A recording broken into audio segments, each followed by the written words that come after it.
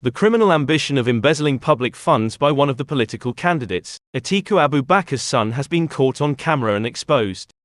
Atiku Abubakar is the presidential candidate of the PDP political party, also contesting the February 25, 2023 presidential election. This is a continuation of the first video by Atiku's former media aide. One day in 2020, there were rumors that the Senate wanted to amend the requirements for the office of president to raise the minimum qualification. And Atiku had felt that he was the target of that process. And so he had reached out to me frantically via email. In that email, he said that beyond the Senate, his children were also pressuring him, his family basically were pressuring him to run for office, and as such wanted him to acquire by any means necessary a higher certificate that would make him eligible to run for office. And so he wanted me to help him secure admission to any Nigerian polytechnic where he could purchase such a certificate without scrutiny. I secured admissions for him at Federal Polytechnic Ida and Durban Polytechnic in Abuja. He sent money and I paid his fees. But I had advised him that the scrutiny he wanted to avoid was not going to be possible because the ever-vigilant DSS were always around these schools investigating, and so there was no way he was going to avoid scrutiny.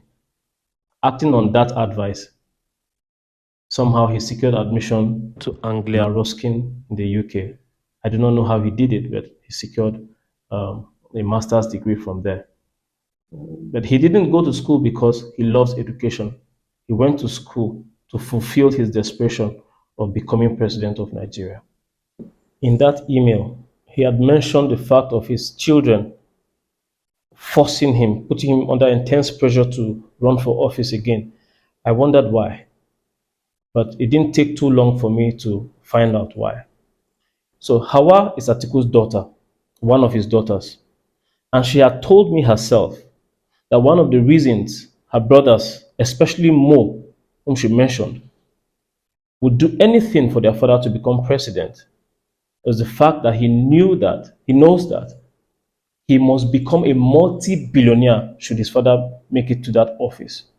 In her words, nothing will stop him. Now, when you put into perspective the fact that Atiku has 31 biological children, each one of them wanting to become a multi-billionaire, then you'd understand why you should be afraid of letting this family near that space. I was later to speak with Mo himself, and he affirmed what his sister told me. He said that there's no other goal in his life right now than for his father to become president, because he knows that when his father wins, his appetite will become larger. Also, these children want to emulate their father's royalty or royal lifestyle lived abroad. And so it is their dream to relocate abroad with their various families. But they feel that the billions they already have, even by the admission of their father, they are living comfortable lives here, that those billions are not yet enough. They need more. And so they need their father to be in office so they can embezzle more money and relocate. Do you know what it will cost you, this country, for 31 children to aim to be multi-billionaires in a country where we are already short of funding for major critical projects? They'll rip Nigeria dry. You can listen to them. You don't have to take my word for it. Who complained big time about Chidoka. He said Chidoka used daddy's money and didn't deliver. In the end, Mo was very bitter.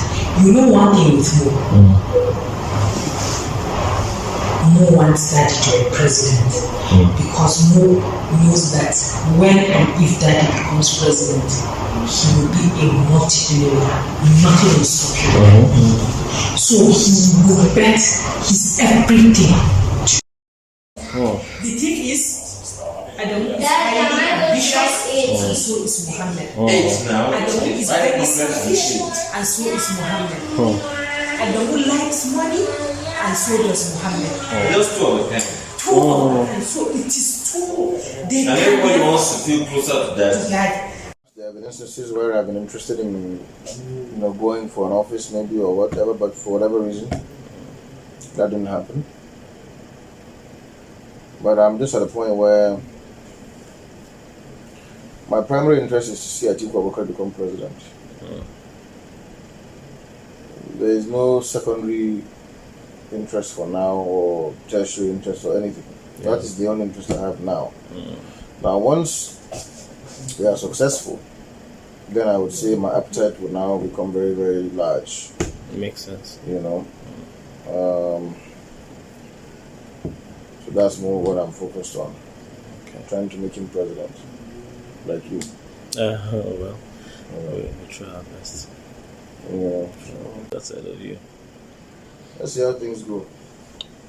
Okay. If I have plenty money now, I can even move my family out of this country.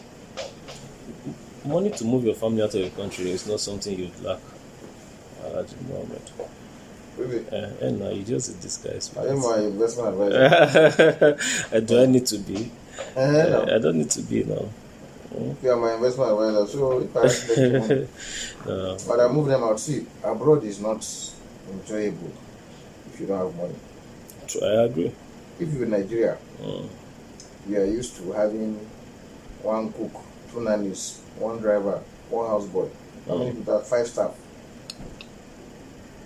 To afford 5 staff abroad, you have to be a multi-millionaire. It's not easy. And I'm not a multi-millionaire. And I don't want to be living this kind of lifestyle here, and I'm living in Nigeria comfortably. Then now go abroad and be living one kind of life. I can relate. You do have a point. You understand? So, moving is one thing, but moving comfortably to match your current lifestyle is another thing. I agree. So unless it becomes essential for them to move, I'd rather not move until, if God has blessed our hustle, our struggles. How many houses remain for you now? How many houses remain for me? Yes, no. How many houses remain for you? At my young age, you're asking me how many houses remain for me? You and